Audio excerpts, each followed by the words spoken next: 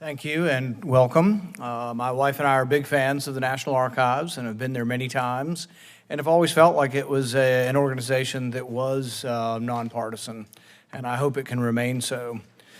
Every year, though, tens of thousands of Americans travel to their nation's capital to peacefully stand up for the right to life and participate in the March for Life.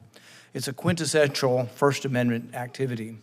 Just over a month ago, though, on January 20th, the 50th anniversary of the march, on their way to the march that morning, dozens of marchers decided to stop by the National Archives to see our nation's founding documents, including the Bill of Rights that guarantee their freedom to participate in the march that they were headed to.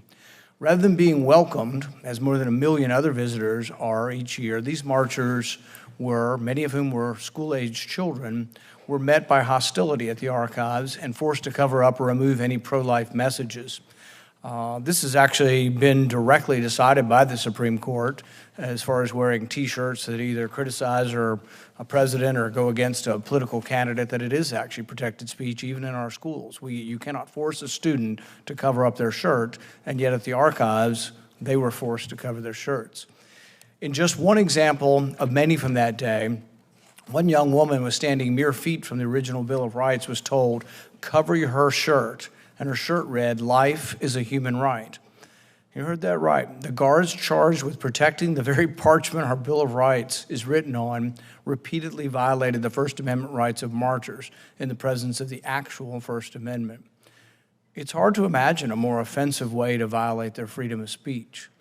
While I understand some action has been taken, a more serious investigation is necessary. This is especially true because similar violations occurred at the Air and Space Museum that day as well. This is deeply disturbing that this would happen.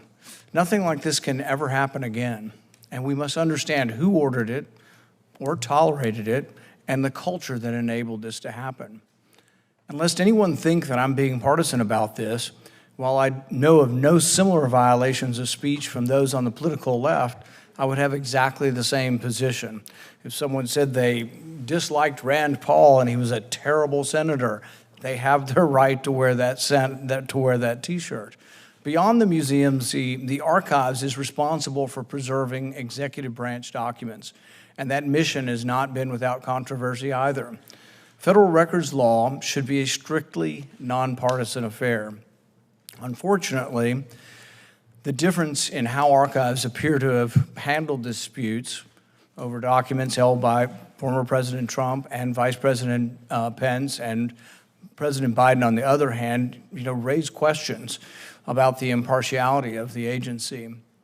Specifically, the agency seems to have aggressively publicized the search for documents at President Trump and Vice President Pence's residences, but tried to keep quiet about the documents President Biden kept in at least 3 locations.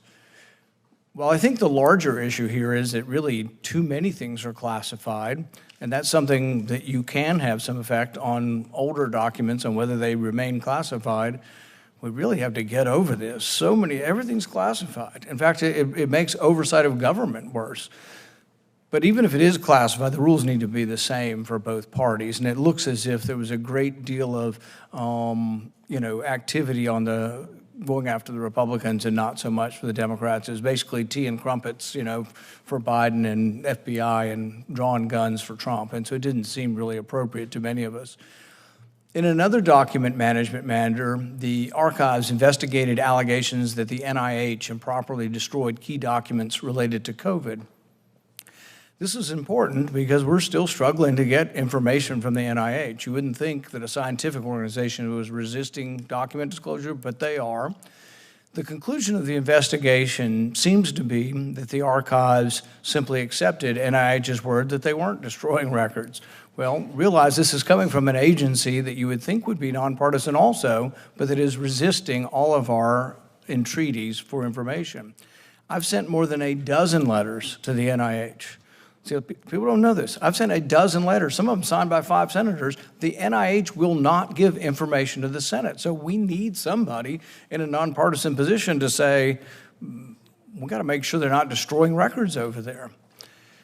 I've yet to receive any of the documents received by these records. I'm hoping the chairman will choose to put some bipartisan heft behind this, but this is a real problem that the government is resisting records release.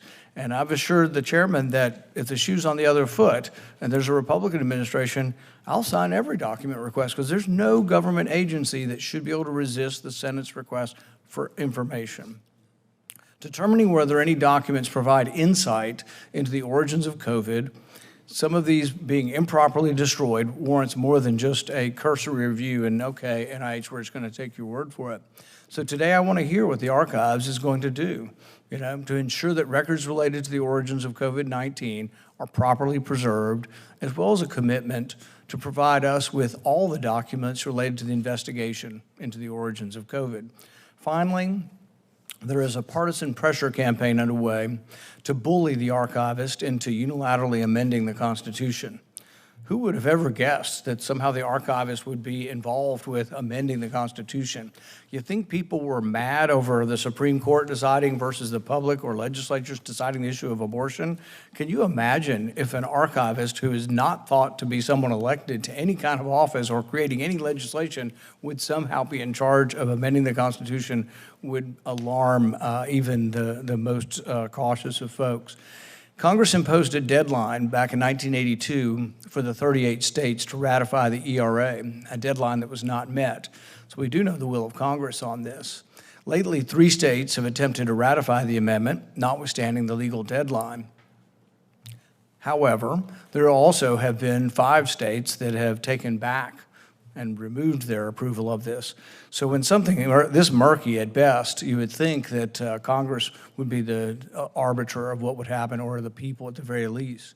But these activists who have conveniently ignored these 5 states that have withdrawn their ratification want the archivist to certify the adoption of the amendment. To this point, the nominee has rightly resisted such calls, but we will be looking for reaffirmation of that today. Thank you, and we welcome your testimony.